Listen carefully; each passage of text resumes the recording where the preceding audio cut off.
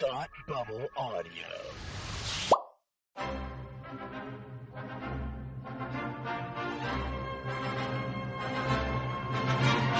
Look, up in the sky. You will never find the more wretched hive of scum and villainy. Welcome to Beer with Geeks with Tim and Frank. Who are you? I'm Batman. I am Iron Man. Your friendly neighborhood Spider-Man. Hi, Christopher. I'm Nero. My name is Inigo Montoya. You're a wizard, Harry. A couple of guys with a couple of beers and a whole lot of pop culture nostalgia. Make it so, number one. Ladies and gentlemen, the Beatles. Named the dog Indiana. Life finds a way. I am serious. And don't call me Shirley. Now sit back and crack open a cold one, because it's time for Beer with Geeks. It comes in paints. Shaken, not stirred. Great Scott! I was way off. I knew it started with an S, though.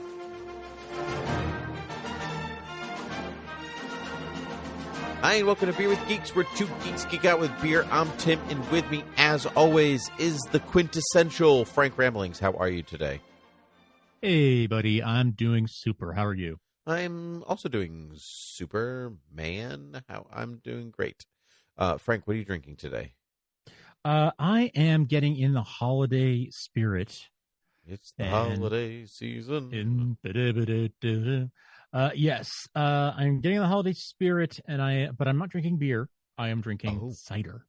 Oh, hard cider or regular cider? Yes, I have a holiday spiced cider from the Stormalong American Hard Cider Company.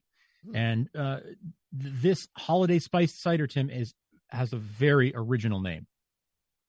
Cider. It is their Happy Holidays holiday spiced cider. And I am trying it now for the first time, and it's delicious. Oh. It is unfiltered hard cider made with a blend of holiday spices, bursting with flavors of freshly baked apple pie and mulled cider. And I can confirm it tastes like apple pie, with a hint of like the mulling spices. But it's unfiltered, so it's got like not the kind of the grit of or the pulp of apple cider. Well, it's cloudy instead of being a clear cider. Yeah. That would be like, you can see through it. Right. It's more cloudy. I prefer a cloudy cider. Isn't it funny that I prefer a clear beer but a cloudy cider? That is interesting. That is interesting. Yeah. Well, yeah. So that's the Stormalong Cider Company of Leominster, Mass. Leominster. Oh, Leominster. Wow.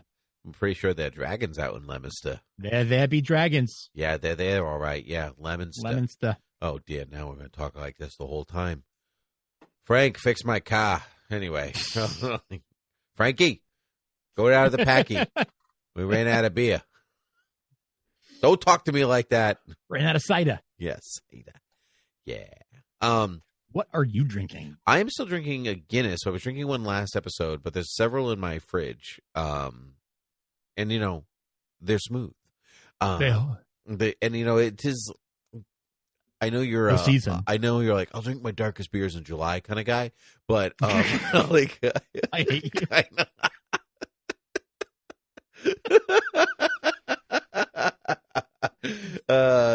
So good.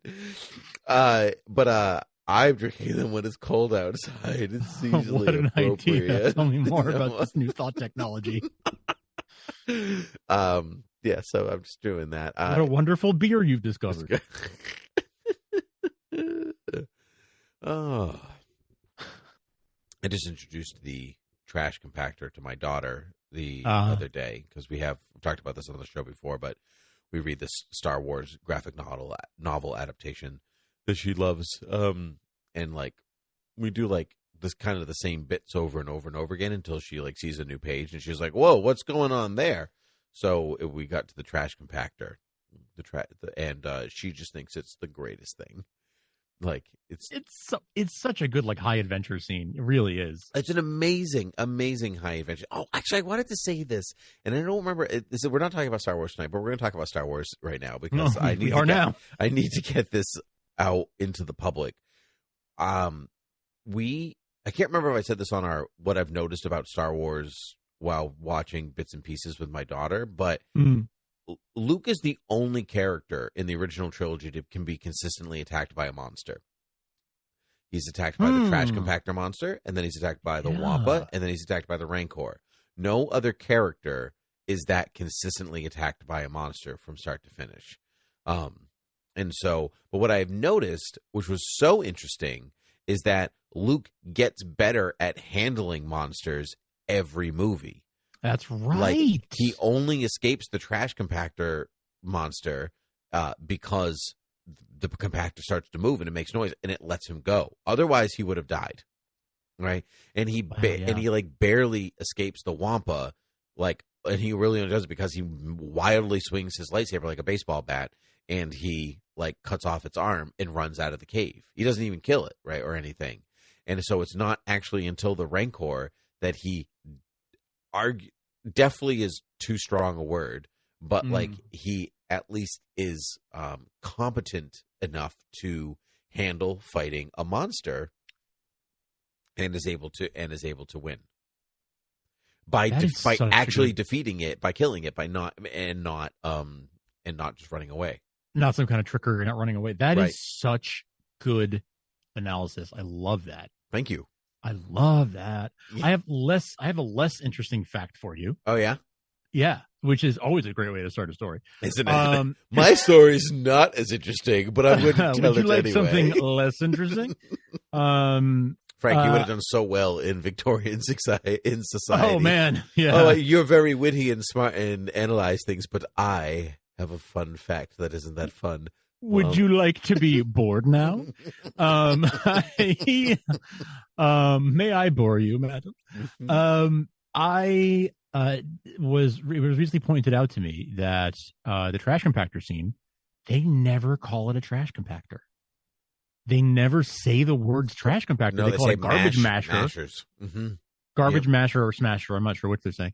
But they never say trash compactor. And I'm like, where did we all get this term trash compactor from? It was the Hasbro toys. Fascinating. They called it a trash compactor. They called it a trash compactor, and it caught on. But it caught on so much that people before the internet, we were calling it the trash compactor, even though that's not the terminology. Yes.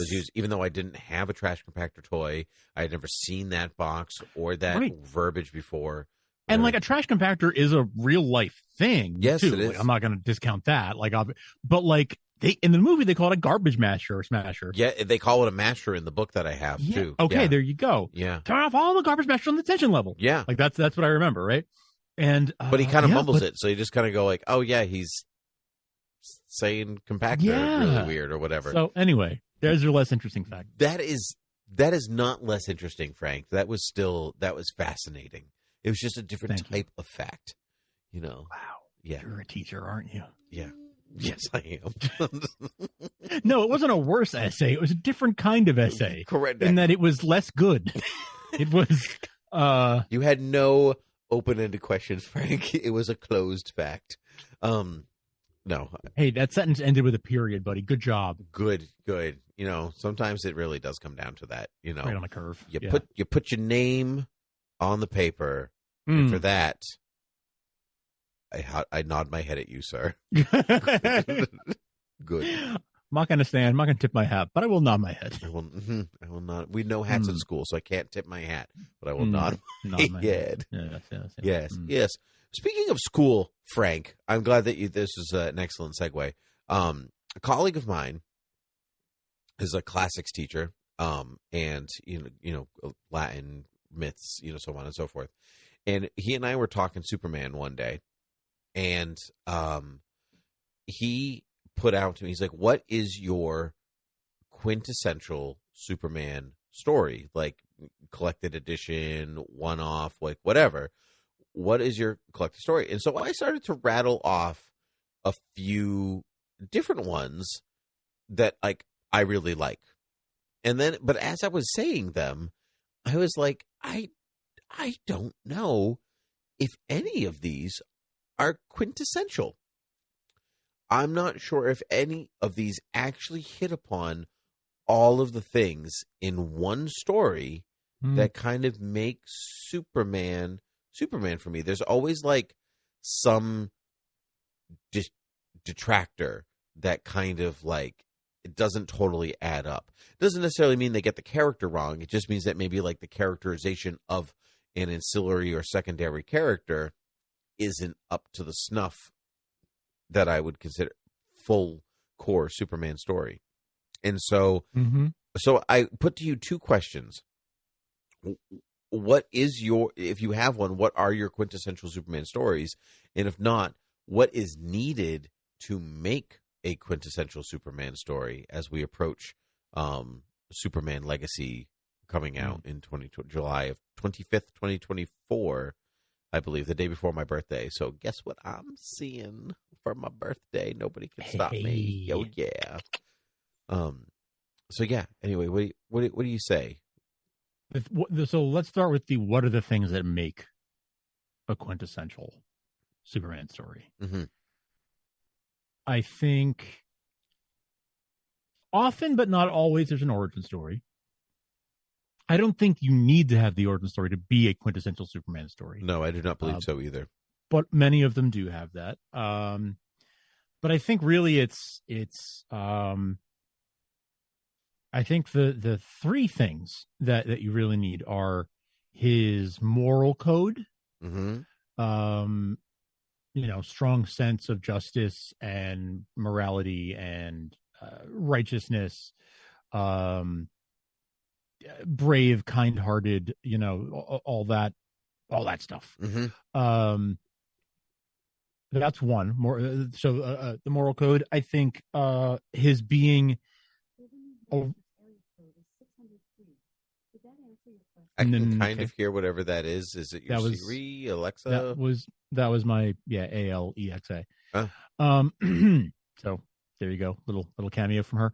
The next thing I would say, his being a role model, his being an inspirational figure, symbol of hope. Either within the story or in the real world. And I'm thinking about comic books here, by the way. Yes, it's just comic books. I'm not talking movies or TV shows or whatever. Just comics. Just the comics. So moral code, being a role model, and then honestly his relationships with his supporting characters. I think that's what grounds him in his humanity, is his relationship with Lois. And I personally like it when the whole Daily Planet crowd is there and you've got not just Lois and Jimmy, but Steve Lombard and Ron Troop and the whole, Cat Grant, the whole crew. I personally love that stuff. I think those are the three elements that you need for a quintessential Superman story: moral code, role model, and supporting characters. Yep. I think that's all true. And I actually found a really hard time, because that's basically my list. Yep. Moral code, role model, and Daily Planet crew. I don't need the origin story for it to be quintessential, because I know the origin story. It doesn't have to be related to Krypton for it to matter. It's not like a quintessential Batman story needs to take place in Gotham. I don't feel that a quintessential Superman story needs to take place in Metropolis. Doesn't need to. No. If that whole troop is on vacation in Maui, cool. Sure, whatever. Daily Planet outing, as long as they're all there. But it does. I guess the Daily Planet being at the planet would help. Being at the planet helps. I mean, really, any supporting character. Because even if we're talking about, let's say, we're talking about a different era, pre-Metropolis, the Smallville era, like Lana and Pete and them would also count as supporting characters who humanize him, right? Who ground him. The Kents, obviously. Yep. So his relationships, be it Daily Planet or otherwise, I think are the things that really, it connects him to his humanity.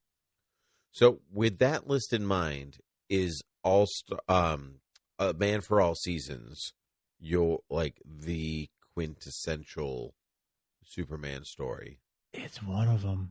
It's definitely one of them. I love Superman for All Seasons. I haven't read it in so long. The problem with this question is that I haven't read so many of them in a long time. So I remember being I love Superman for All Seasons. I don't remember why, because it's been so long since I've read it. More Tim Sale's art sticks in my brain than anything else. Yeah. What I love about that story is Jeff Loeb has such a it's such a warm fuzzy kind of he does story. Have a warm fuzzy to his writing. It's almost hard to pinpoint exactly what it is, but there is there's an empathy to his character, like you feel for or with his characters, and that goes true even for like his more maybe action oriented arcs or his Superman Batman run, which I would say also come close to a like quintessential Superman story for me. But there's always just like one or two elements missing or something that I don't love. So like All-Star Superman is another like excellent Superman story, but it also has like these bits where I'm just like, well, I don't really care about Superman's show of strength with Hercules. Oh, sure. And like it like veers a little too far into the kookiness. Sure. For me to say like, yep, that's quintessential Superman. You wouldn't be the first person to say Grant Morrison veers too much into the kookiness. No, I certainly would not be. I would not be the first or the last. and the book is great. So like, don't get me wrong, at all. But it's just like, and I think it has like some pretty defining Superman moments in them, like the girl he stops from jumping off a building. Is wonderful, or in terms of secondary characters like Lex seeing with the vision of Superman and seeing how Superman sees the world and giving him that change of heart, or his self-sacrificial play into the sun and like all this different stuff. That is all wonderful, but it's not in totality what I'm looking for. It's so strange. I know what you mean. I think the kookiness is a good. I mean, a lot of it is a love letter to Silver Age Superman. And, yes, like so there. That's where obviously I know you know this, but like that's where a lot of the kookiness comes from. As a sort of tribute to a lot of that style of storytelling.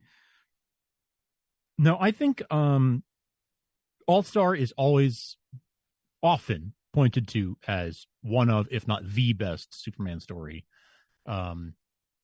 It's definitely a great first Superman story for somebody, or like so many people who were not fans of the character have read that and been like, okay, I get him now. So it's definitely a very special love letter to the character. But yeah, I agree with you. It's not the one for me that does it. I like Superman Birthright a lot, actually, which I feel like is a controversial statement because it was not super well received, but I like it a lot. It wasn't well received? What? No, I didn't know that. No.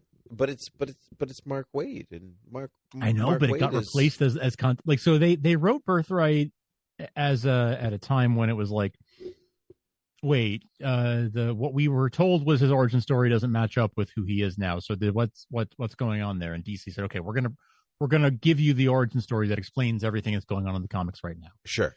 And Mark Waid wrote Birthright, and it was not super well received, and they kind of pretty quickly moved away from it. And it was again like, wait, now the version of Superman we're seeing in the comics doesn't line up with Birthright. What's going on? I thought this was supposed to be the new, and then that's when we got Superman's Secret Origin, right? Which is also very good. Also very good. Yeah. It might come the closest, but it has post 9/11 cynicism in it. Ooh, yeah. Like there's like, and I don't love that. Like sometimes like the like, well, how would people really react to Superman the first time he showed up? Like, I don't care.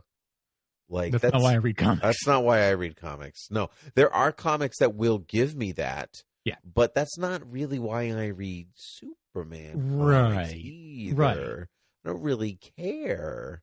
Like if I'm reading Alan Moore, it's a different story. Yeah, like go to a particular writer, but there is like Superman saves Lois now and from like the helicopter and the like whatever else falling off the building, and then instead of people being like, wow, and he like goes around and saves people in the movie, like it takes a veer of a direction, and people are like, well, what's all this? What's under your cape? I don't really believe you, and blah blah blah. And I'm like, yeah, that might be true, but it's just kind of like,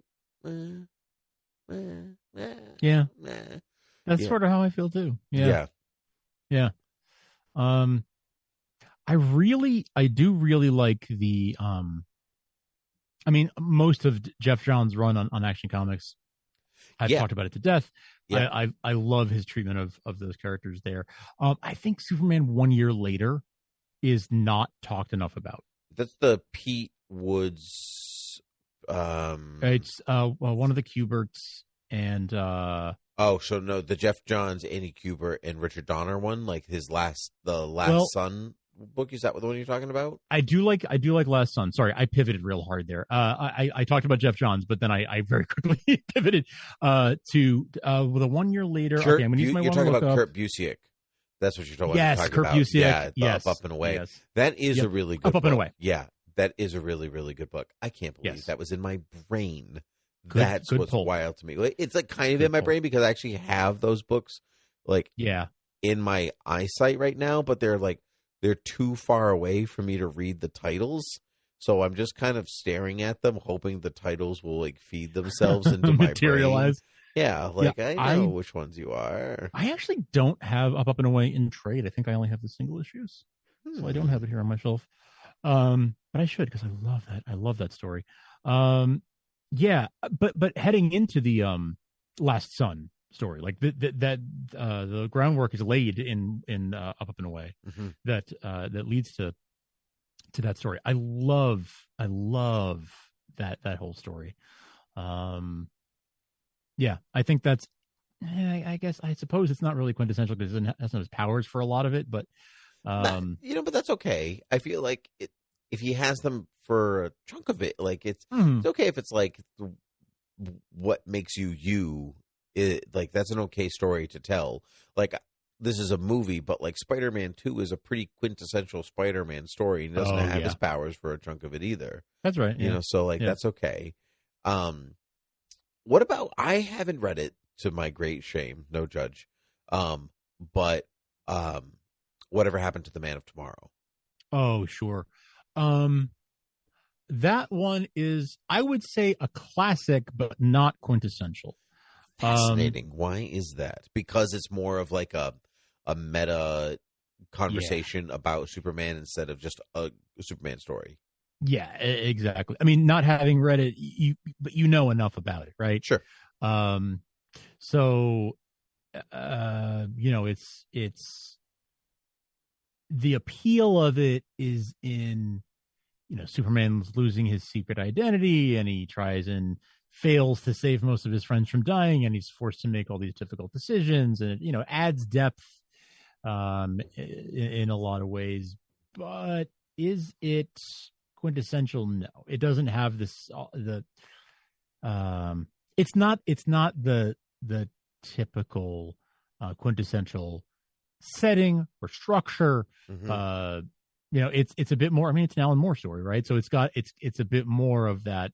Yes, commentary, meta narrative, a bit more of the what would it really be like? Let's put him in situations he's not normally in. The kind of thing that, like we said before, it's not what I come to Superman stories for. It's an interesting Elseworlds kind of story. That's how I look at it. Yep. I wouldn't call Red Sun a quintessential Superman story either, right? Because it's got a lot of those elements, but it's in such a different setting that you kind of have to put it in a separate category. And that's kind of how I think of whatever happened to the Man of Tomorrow. Yeah, that makes a lot of sense. And it's funny because I'm glad you mentioned Red Sun because that is one of my favorite Superman stories, but it's not quintessential. Those are two different things because all the ones we've talked about are some of my favorites, but they're not when I think Superman, none of those things are what come to mind. But for instance, when I think Spider-Man, I think of Ultimate Spider-Man, which is quintessential Spider-Man. It is. Totally is. In its full essence, that is Spider-Man, even in a different an updated setting or whatever. Wasn't that kind of the idea behind the whole Ultimate universe when it first came out? Was let's get these the most sort of quintessential versions of these characters. Yep. That was, and they succeeded at that. They did, especially for Spider-Man, I think. And Batman has quintessential stories. Long Halloween is a quintessential. Well, again, Jeff Loeb, Hush.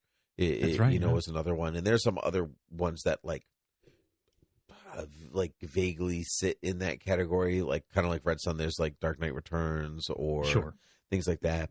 And there are smaller stories out there that I would consider quintessential as well. But like those are easier to pinpoint for me. Yeah. You know what's funny? You just hit on something. I think there might be a lot of people who would argue that Dark Knight Returns is a quintessential Batman story. And I don't think I would agree with that, but I think that reasonable people might make that argument. Oh, absolutely. And as much as I would disagree with it, I get there's at least there's an argument to be made. Yep. Because of how influential it was, I guess. Yep. I think influence doesn't necessarily mean quintessential. I wouldn't. I would agree with you on that. Yeah, I wouldn't hand somebody who said, "Oh, well, tell me more about this Batman." I would never hand them Dark Knight Returns because I think you have to have a full working knowledge of the character and then understand the commentary behind Dark Knight Returns to actually understand its breadth and scope. Let me give you a history lesson about Reagan's America and Thatcher's Britain, and yeah, and in some ways, like allow me to like give you like the history of comics from 1950s to the 1980s, and then like the Comics Code Authority and Adam West, and just like people took the wrong message out of Dark Knight Returns. Like, dude, I know it's like the book is like super satiric, and like people are like, dark and gritty, that's the way to go. And I'm like, and I think even Frank Miller was like, I was just gonna say, I think Frank Miller started to, he's like, you took the wrong point out of all this, which is why he tried to make Dark Knight Strikes Again so poppy and colorful, and people were like, no, this is not like your original dark and gritty work. I'm like, you just what? Okay. So, I mean, I agree it's not as good. I will never say that it's as good as it, but it's all missing the point.